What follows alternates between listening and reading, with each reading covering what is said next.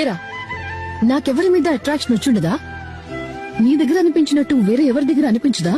కానీ నీ దగ్గర ఎత్తుకొని కూర్చోవడానికి నువ్వేమన్నా పెద్ద మన్మధుడు అనుకుంటున్నావా? నీకనిపించినట్టే నాకు కూడా అనిపిస్తుంది, కానీ నేనెందుకు అలా చేయలేదు?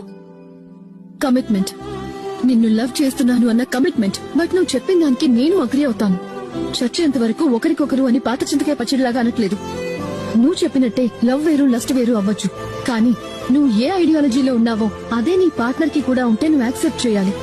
నువ్వు మాత్రం ఎవరితో అయినా ఉంటావు, కానీ నన్ను మాత్రం నువ్వే నా సర్వస్వం దైవం అంటూ ఉండిపోవాలని ఎక్స్పెక్ట్ చేయడం ఎంతవరకు న్యాయం? నువ్వు చెప్పేది ఓపెన్ రిలేషన్షిప్. ఇద్దరు రిలేషన్షిప్ లో ఉంటారు, కానీ ఫిజికల్ గా ఎవరితో అయినా ఉంటారు. నీకు అదే కావాలంటే ఆలోచించి చెప్పు.